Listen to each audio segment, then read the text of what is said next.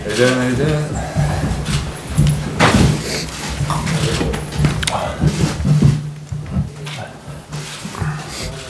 Here goes.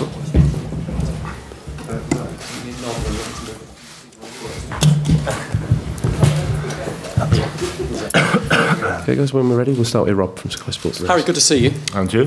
I hope you don't mind me starting with Callum Hudson-Odoi, because there was an awful lot of interest in him out there today, as you might expect. An 18-year-old who's not yet started a Premier League game for his club. He looked to be really enjoying it out there. What's your first impressions of him? Yeah, he's been great. Obviously trained the last couple of days. Great guy, great to talk to and get to know. Obviously he's come in and he wants to take full advantage of his opportunity. So yeah, he looked like he's enjoying it out there today, scoring a few goals in training. So yeah, we're excited to have him, and yeah, everyone's kind of fighting for places in this England team, and I'm sure he sees it as an opportunity for himself. It's something that Gareth Southgate's done an awful lot of, bringing the young players in quite early to give them an experience of it. What does it do for the squad as a whole when you get a young, exciting player like that coming and joining the group? Yeah, just like I said, competition for places is high at the moment. Everyone's doing well, everyone's fighting for a spot, and yeah, the youth ain't scared to go and express themselves and play 1v1, especially the attacking players, and try their skills, try and score goals, and that's what we want as an England team. We want to have that flair and that flexibility, and yeah, so far so good. It's a great sign in this country that we're producing these types of players. The early part of your career, you had to go out on loan quite a bit to get some game time. Callum's only had 119 minutes in the Premier League. How important now that he gets more game time at the top level, do you think?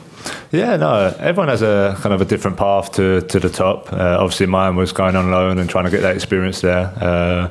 Callum has had a taste of cup competitions, a little bit in the Premier League. So I'm sure he wants to play and he wants to gain that experience at the highest level. We will see how his kind of career progresses over the next year or so, whether he does that where he is now, or if he does that maybe on loan or another team. But for him, and I think young players coming through, is vital that they play, and just to have that experience that they can gain. And of course, everyone knows he's a fantastic player. But in football, you go through ups and downs, and that's part of the journey. And I'm sure he'll experience that over the next few years. But I have no doubt that he's got the ability to play at the highest level. We saw Declan Rice out there for the first time as well. He's had a difficult decision to make, Harry. What do you make of him taking that very difficult decision to switch allegiances and move to England? Yeah, I'm sure it was a tough one for him. I've been talking to him over the last couple of days, and he seems like a great lad, and again, enjoying his football, enjoying the season he's been having so far. He's been having a great season with West Ham. So yeah, I'm sure he took the time with his family and close friends, and yeah, the decision he made is one that he thinks is going to be best for his future, and no one can blame him for that. He's here, and I can tell just by being with him for a couple of days that he'll give everything for this country. So that's what we want, and I'm sure he's excited to be here, and he just wants to play and train, and yeah, who knows, maybe he can get a cap as well. Is it right that could have happened to you? You had the opportunity, possibly through your family, to play for Republic of Ireland if you wanted to. I just wonder whether you can relate to the decision that he had to take. Yeah, mine was a bit different. My nan and granddad were Irish on my dad's side of the family, so I had that decision. It never really come about. Almost kind of as I kind of started playing Premier League, the England call up didn't come too far after that. So there was always rumours about it. I never myself I never said no to anyone, so it wasn't in that case. I don't know if they spoke to my agent or that type of thing, but yeah, for me, I always wanted to play for England, and my dream was to play for England, and yeah, thankfully that worked out. In terms of you, 11 goals in your last 12 games for Spurs. Either side of that injury that you had, we saw all the work and the rehab and the hard work you went through to try and get yourself back fit. How do you feel now compared with how you did before? Maybe even stronger now?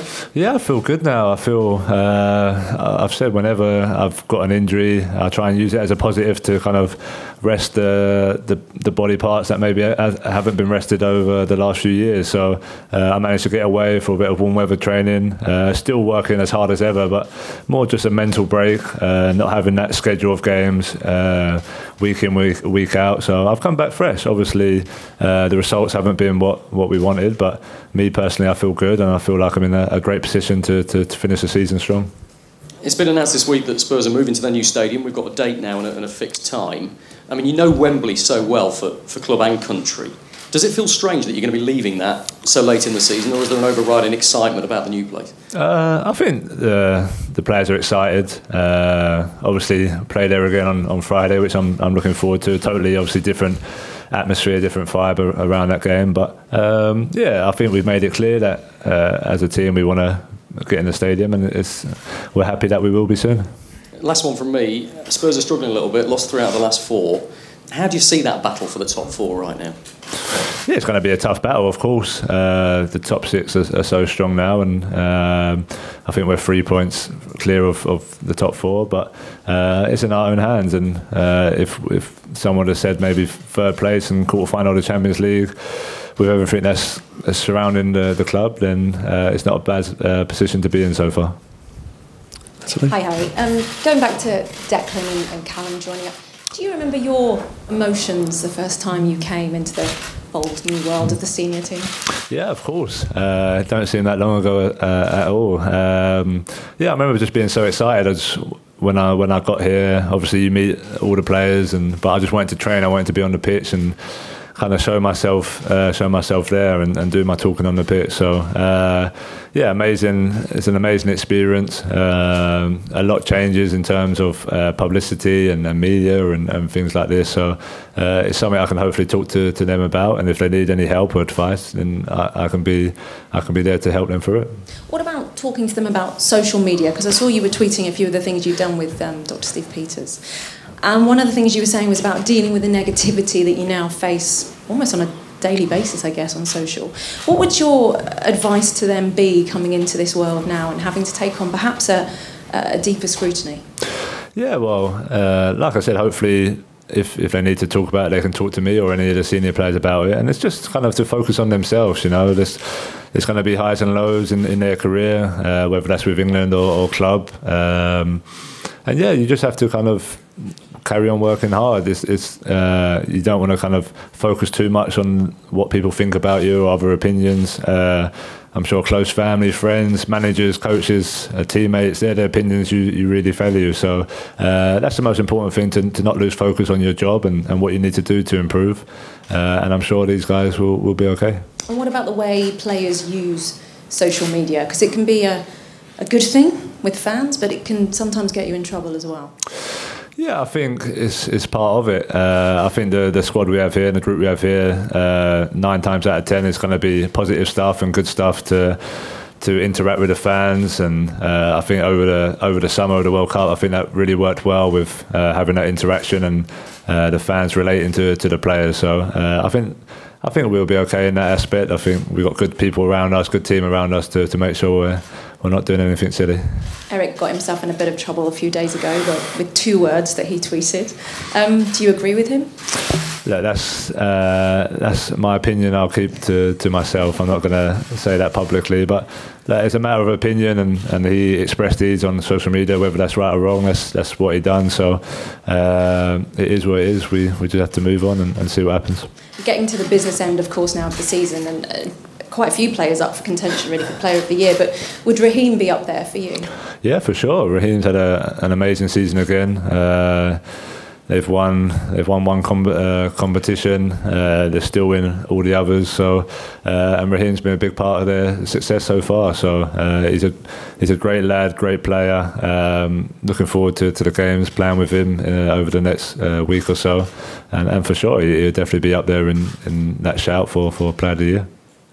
Harry, hi.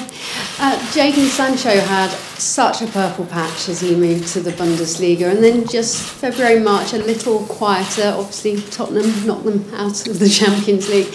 You went and you swapped shirts with him at the end of the night, but have you been giving him any advice since, or has he been coming to you?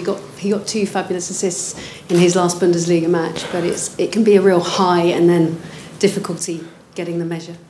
Yeah, well, I just told him to keep doing what he's been doing. He's had an amazing year, to go out and seek that first team football and play at a high level, and he's done fantastically so far. So again, for him, just to keep working hard and keep trying to improve. And from what I've seen of him since he's been working in the last couple of camps ago, he seems like a player who wants to improve and wants to learn, and whether that's in finishing sessions or tactical, he's always aware. And yeah, from my point of view, he's in a good place. He's had a fantastic year. I'm sure he wants to continue that for the rest of the season. They're still in a title race themselves. So yeah, hopefully he can do well and try and finish the season strong and try and win a trophy. We saw a little bit of his cheeky characteristics from that set piece as well, didn't we, in training? Yeah, that shows kind of the no fear, and we had a little sudden death penalty shootout, and he chipped these one down the middle, which takes a bit of bottle, so especially at his age. So he's enjoying it, and that's what we want. We want players to enjoy it and express themselves in any part of the game and or in training, and he's certainly done that today. At his age, would you have done that in front of your England team? I wouldn't do that for the rest of my career, no matter his age. So no, that's what he wanted to do, and it worked out well for him. Callum Wilson as well, shooting, practising, being seen as a real future understudy to yourself. One unfortunate moment, hit the post, smacked him in the face. Yeah, that's part of the game. But no, Callum's great as well. Great to work with each other, and had a bit of finishing session out there today, and just little things we can take off each other and learn from each other, and to make us both better players. Eddie Bufroy's saying of Callum Hudson-Odoi that he could start in any side. Have you been taken about how fast, how pacey, how confident he is on the ball? Yeah, again, he's great. We played against him earlier in the year in the cup, and he really put in a good performance in that game. So that's the first kind of time I see him play, and now getting the chance to train with him, like I say, he looks sharp, he looks hungry, he looks like he wants to improve and score goals and get assists, and that's what you want from your attacking players. And what you want from your man in goal is a performance that Jordan Pickford put on during the World Cup. Are you confident he should be keeping his number one shirt after that performance? Well, yeah, that's obviously down to Gareth and who he wants to choose. But I think he's had a good year this year, coming off the back of the summer. It's never easy, high expectation. So yeah, he's been solid so far, and I know he looks forward to coming to the England camps, and yeah, whoever's in goal, if he's in goal on Friday, I'm sure he'll look to continue his good form. Small matter of a Champions League quarter-final coming up against Manchester City. What have been the discussions? Have you arrived here? Yeah, no, we had a bit of banter and stuff. I think the great thing about kind of this team, this England camp is, yeah, we have a bit of fun and a laugh and a joke, but we know that when we're here, it's all about England, and we'll put that to one side. And even with the Liverpool and the City boys and stuff like that, when we're here, it's 100% England. And then, of course, when we go back, I'm sure there'll be plenty of text messages and group messages flying about. Does that happen with the England WhatsApp? It gets to coming up to club matches, because I see you all. It's a really nice situation actually that I saw with the French team leading into this World Cup. But you were all still after the match within time back talking to one another in the tunnel, and that's really only developed in the last 2 seasons, hasn't it? Yeah, we've got a great bond here, and at the end of the day, we're good friends. Whether we play for one club or the other, when we come here, we all get on very well. So of course, when we're back at our clubs, it's 110% to try and win and try and beat each other, but we have that respect for each other where we can talk after and be friends. Okay, just a question from the back here. Hi Harry, Czech television. How important is for England to be successful against Czech Republic, and in your opinion, who is most dangerous player? It's going to be a tough game. I'm looking forward to getting back in an England shirt and starting our Euro qualification. So yeah, I'm excited to be at Wembley again. We got to get off to a good start. We spoke about starting the competition well, and yeah, I wouldn't pick out one player that we're frightened of as a team.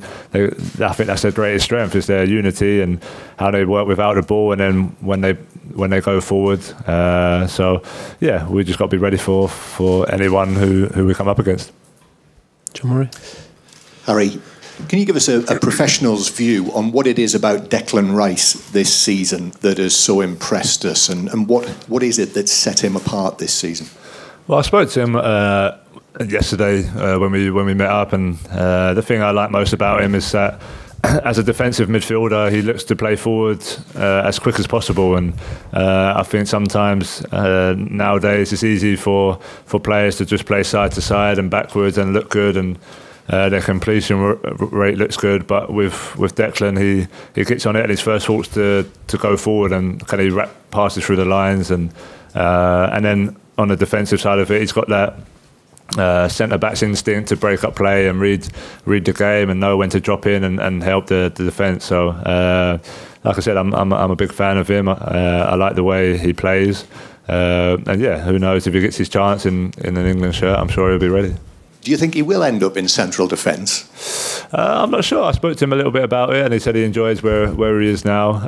I think he said he don't mind playing either, but I think in football nowadays you have to be versatile, and if the manager wants him to drop in and play there, he's able to do that, which is great. It's great for a team to have players who can play in different positions. But yeah, he probably prefers playing defensive mid. He feels like he can get the ball and play forward a bit more from there. So yeah, I think from my point of view, he'll probably stay in that position for the most of his career. And just how conscious are you all that Friday night is the start of a competition that will end with the finals effectively for England, should they qualify, in England? Yeah, it's a great incentive, you know, to have the opportunity to play in a European Championship where you could have quite a few games at Wembley. It's exciting, and it gives us a real hunger to definitely qualify. Obviously, people expect us to qualify, and they think it'll be an easy group, but it's never that easy. We have to go and be professional. Of course, we back ourselves to get through, but we still got to go and do it. And it's important that we start well this week with the 2 games, and then hopefully build on that. Okay, that concludes the live section of the press conference. We'll now move.